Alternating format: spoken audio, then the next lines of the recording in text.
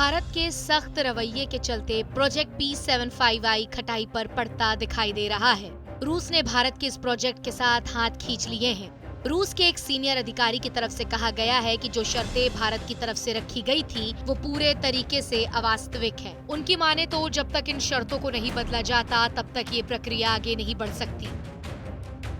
बता दें कि प्रोजेक्ट P75I के तहत advance submarine, light compact fighter jets और मिलिट्री ट्रांसपोर्ट एयरक्राफ्ट बनाए जाने ज्यादा से ज्यादा रक्षा उपकरण भारत में ही बनाए गए थे, लेकिन कुछ सबमरीन, फाइटर जेट्स और अन्य उपकरण विदेशों से भी खरीदे जाने थे, जिसके लिए रूस, फ्रांस, साउथ कोरिया, स्पेन और जर्मनी की कंपनियों से करार किया गया था। इस प्रोजेक्ट के तहत इन कंपनियों को रक्षा उपकरणों का निर्माण भारत में करना था, साथ ही तकनीकी का हस्तांतरण करना था। इस प्रोजेक्ट के तहत रूसी कंपनी 6 एडवांस सबमरीन का निर्माण करने वाली थी।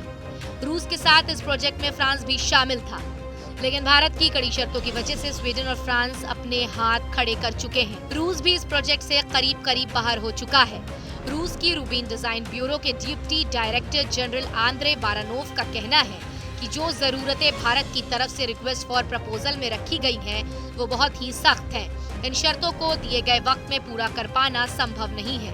उनका कहना है कि सबमरीन के डिजाइनर के इसके निर्माण पर कंट्रोल नहीं होता, इसलिए दिए गए वक्त में इतनी सारी खूबियों के साथ सबमरीन का निर्माण नहीं किया जा सकता। आंद्रे ने अनुरोध किया कि प्रोजेक्ट की शर्तों में ढील दे देनी चाहिए। उन्होंने कहा कि इंडियन नेवी चाहती है कि प्रोजेक्ट के तहत ट्रांसफर ऑफ टेक्नोलॉजी, ताकतवर मिसाइलों के साथ स्टेट ऑफ आर्ट पनडुब्बी हो, स्टेल्थ और ऐसी ही कुछ शर्तें रखी गई हैं, लेकिन दुनिया में किसी भी नौसेना के पास इस तरह की पनडुब्बी का प्रोटोटाइप मौजूद नहीं है। आपको बता दें कि इसके अलावा जो शर्तें रखी गई हैं उसके तहत पनडुब्बी का निर्माण भारत में हो और अगर तय समय में निर्माण पूरा नहीं हुआ तो भारी जुर्माना अदा करना होगा। जनवरी 2020 में रक्षा खरीद परिषद DSE ने मंझगांव डॉक्स लिमिटेड और लार्सन एंड टूब्रो को प्रोजेक्ट में भारतीय पार्टनर के तौर पर नामित किया था।